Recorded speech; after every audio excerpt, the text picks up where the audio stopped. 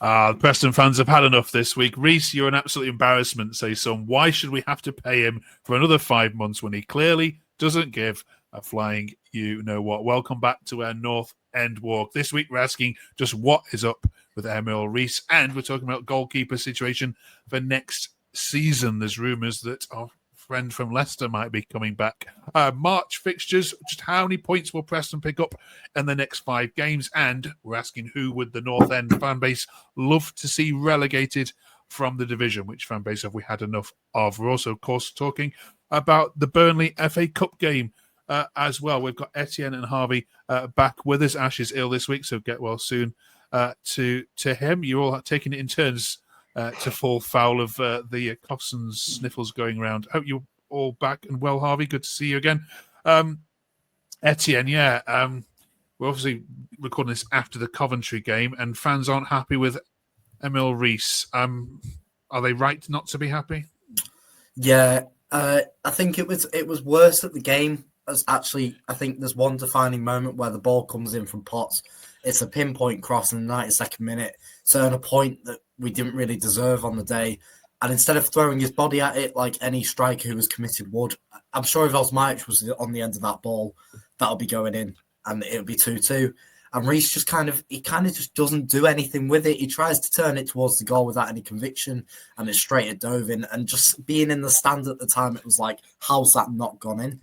And on reflection, okay, it's not the easiest shot, but it's just more he wasn't trying to get it in, and it's just such a common theme.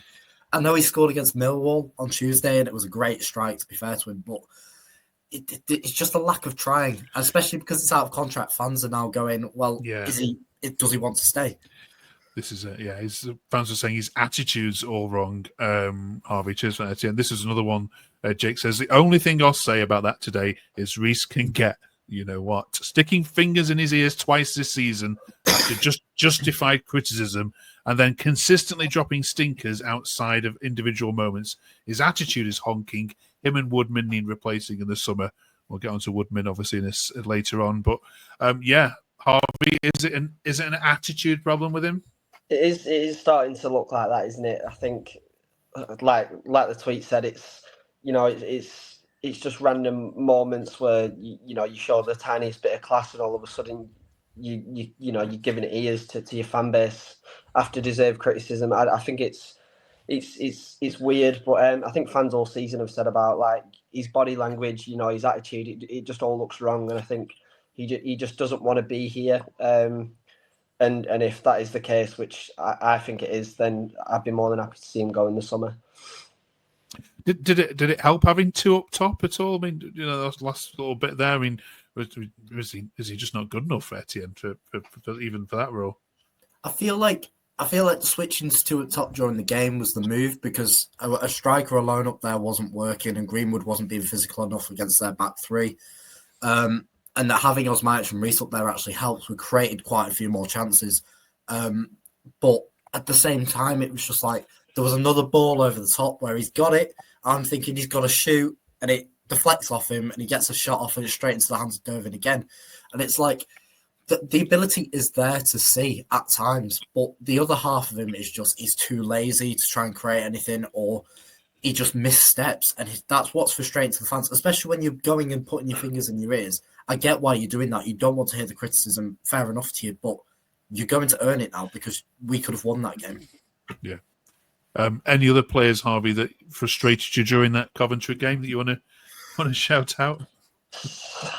I don't want to say his name. Just number 20, to be honest, Sam Greenwood. I think it's honestly, I think that game is a clear perception of like how much Mads is needed in that team just to show any sort of creativity. Like, I think a lot of fans, well, me especially, I think are going to give Mads his flowers now for future performances. A lot of them say, like his work rate's not good enough or he tries to do too much. But for me personally, I think he can decide a game on his own. And I think when you take him out of a team completely, obviously due to injury, and you're putting Greenwood in, he just doesn't do anything. I think everything just seems to be like a miss hit or a miss pass. There's no creativity. There's no individual quality. I think all I've seen him do all season is score a free kick or a penalty. And it's just not enough. I think if you're going to play in that 10 role, I think you need to do something that earns that 10 role. Like just supplying chances to your strikers, or getting the ball about the pitch, moving it up with the players. And for me, he just doesn't do that enough. I do want to cut in and just say there were a few things that day that were just so confusing as a fan to see. Starting Greenwood, first of all, I mean, I would have gone with Riis or Osmajić. I know we're slating him, but Riis did improve the way we played at the end of the day. Makoma didn't look up to it at all in the first 45, got hooked. I'm starting to get a bit worried that maybe he's just not physical enough for this level. And also taking Gibson off at halftime to put Hughes at left back. That also, I feel like we could have also done a lot better in the second half had Gibson not been taken off for Lindsay, because Lindsay looked slow. He looked a bit off it, and there were a few mistakes at the back. And it was just standing there as a fan, you get so frustrated and just a bit confused sometimes by some of the decisions that are going on. I think the Gibson one was they didn't want to risk his injury because he had a knock against Millwall, didn't he, with his knee? So I think they didn't want to risk him any further. I know, but he looked all right to me. Yeah. I'm not physio, but well, yeah, we don't know, but yeah, he looks fine to me as well. Where does that leave us for the season? Then 1 point from those two games since we last spoke. I mean, this tweet says Dan says the league season is over in February, which is impressive even by our standards.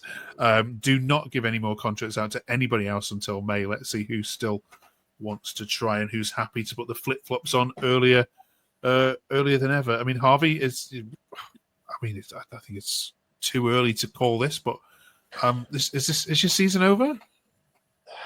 I wouldn't say it's over. I'd just say it's typical North End because it's very predictable where you're going to end up. I think my issue for me is I see the same tweet every season about Preston fans saying, "Oh, players are on holiday already," blah blah blah. I don't think it is that. I think you've got to look at the bigger picture. I think anybody who thought we were going to get anywhere near the playoffs or even in the playoffs, given the start to the season, the way it was, the way it was handled, and then the fact that Hecky's had to come in and, he's not had a pre-season, he's not had a summer window to invest in players he wants. He's only had a January window where he's had very little to invest, and even still has made some very good signings, such as Gibson and Porteous, who look stellar to the defence and have improved it despite performances.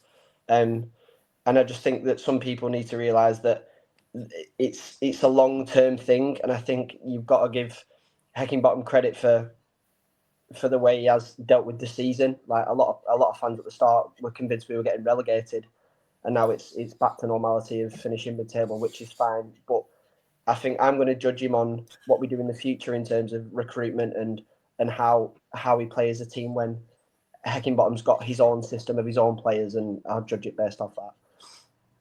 Okay, great answer. Etienne, harder question to answer, but how many players are you short from being a top six side? I don't know. I really think the additions that we brought in, I mean, I've just slated Makoma, but he's been a bit on and off and he's still young. If we got him back next season, I'd still be very pleased with that, especially to continue his development. It's like 6, I think, off the top of my head. We need a new keeper, which we're going to come on to. We need a left centre-back because I'm sick and tired of Andrew Hughes. We need a left wing-back and a right wing-back because I imagine both Kesler-Hayden and Makoma will depart. And then it's just finding attacking and creativity. Heckingbottom has already underlined that we need that, which is so reassuring to hear because I have full faith in his recruitment. But it's just, obviously in our position right now, it's going to be hard to find a team that will come together and get top 6. But yeah, 6 or 7 players. Keep McCann in the heart of midfield. I thought he had a good game. Keep Vidarson, just get him running a bit forward a bit more, but his technical ability is quite good. And then just find some strikers who aren't lazy and can find the ball in the back of the net consistently. Okay. We'll have a look at the fixtures in a minute. It still isn't done and dusted, but you have got some tricky games still to come. Before we get there, let's have a talk about goalkeepers. It's fair to say that Woodman is not going to be the Preston goalkeeper next season, and there's already rumours started around that Daniel Iversen is perhaps on his way back. Preston North End Post reported this earlier today that Preston North End are keeping an eye on the situation. Jasper said no loss if Woodman and Cornett are leaving this summer. Iversen would be a massive upgrade. James said it would help if we could replace Woodman with a free signing. Leicester have messed Iversen around too much for him to stay there, and he could get regular football at Deepdale. Harvey, what's your thoughts on all the above? I mean, it's fair to say Woodman is not going to be the keeper next season, isn't it? No, and I think that's rightly deserved. I think for as much praise you can give him, I think you could probably give him as much criticism for. I think for me, he's just made one too many mistakes that have cost us points this season. And I think he's just way too inconsistent for a keeper. I think I can't remember the amount of episodes we've had where 1 week it's giving Woodman his flowers and the next we're talking about a howler he's had. But for me, I think Iversen's one of my favourite keepers I've ever watched at North End. I think some of the saves I've seen him make are stuff I didn't even think was possible sometimes. And I think it definitely benefits him. Like the tweet says, he's not getting any minutes anywhere near Leicester. He already knows the club. He's already been here, and I think that has to be a good turning point for him. And hopefully, he wants to better his career for the future. And I'd be more than happy if he was to come to Deepdale. Etienne, your thoughts on this? Yeah, no, I'll echo everything I said. I think it's time for a fresh start when it comes to the goalkeeping position. I really like Iversen at North End. The only issues I have with him at the moment is he's barely played recently. He didn't set the world on fire at Stoke either in his loan spell last year. So it's a case of, are we willing to sacrifice maybe 2 months of just a bit on and off goalkeeping to get those performances back? But yeah, with Woodman, yeah, he's inconsistent. Ironically, I thought he had a good game on Saturday. The first half, he was dreadful. Second half, he was fantastic, apart from some of his distribution. But he made some crucial saves that stopped it from being an embarrassment. But that's just kind of the story of him at the moment. So inconsistent. He'll make some unbelievable saves and then drop some unbelievable clangers. So I think it's time to get that wage off the books.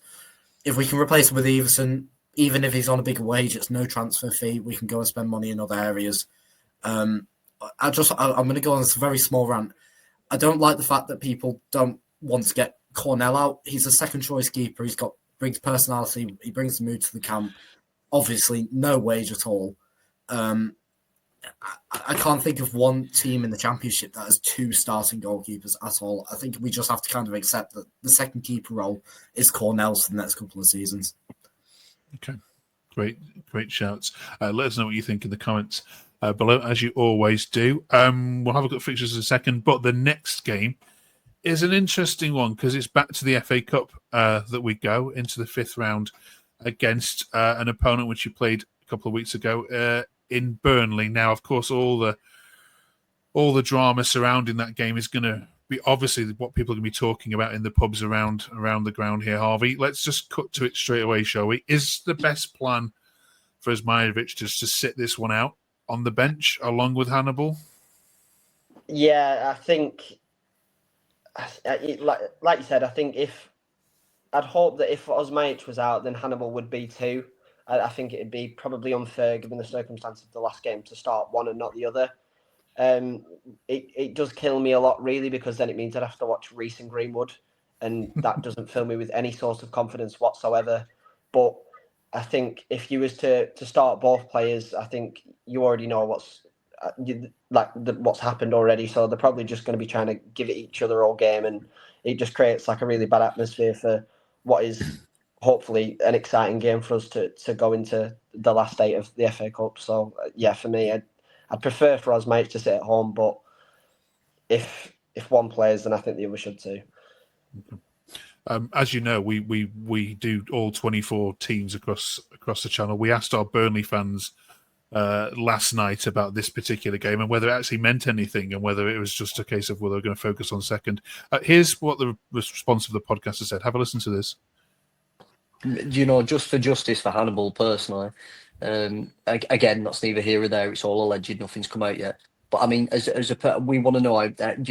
We want to let him know how much we are behind him. I'm so up for this game against Preston. I really want to turn up and turn him over. A 1-0 don't cut it for me. I really want to embarrass him. Some of the things that have been said, some of the videos that have been made, the crude jokes, foul behaviour. I want to beat that almost with. Do you want to say like kill him with kindness? I want to beat them on that level. I want to completely embarrass them. So there's no memes, tweets, any more racial abuse that can be thrown. I really want to turn them over. And I've never said that about a cup game. I really want to turn up for this. There's some spice, it's fair to say, ahead of this one. Etienne, thoughts? It's understandable. Like, the whole situation is something that, as a football fan, you want to avoid when it comes to your club. Obviously, we still don't know what's been said, so I'm not going to comment on that. But the situation is, a player has allegedly made a comment, and the fans, I think the small minority of our fan base have been absolutely embarrassing when it's come to this, because we don't know what's been said, and yet some people are acting like Osmajić is in the clear, or Mejbri has been, again, it comes to that debate. So I can completely understand why Burnley fans want to get at this small minority of our football club. But the same, I just don't want it. I don't want the headline of the game to be Osmajić and Mejbri clash again. I want it to be a FA Cup fixture where one of Lancashire team makes it to the quarterfinals of the FA Cup, and hopefully that's us. But yeah, no, I completely understand why they feel that way. That's all I can say, really. Yeah. If Hannibal was to come on or be substituted, Harvey, the reaction around the ground is going to be a negative one, isn't it? Surely from Preston fans. Yeah, and I don't really think it should be. Again, like Etienne said, there is no point reacting to something when not a single person knows what's actually happened.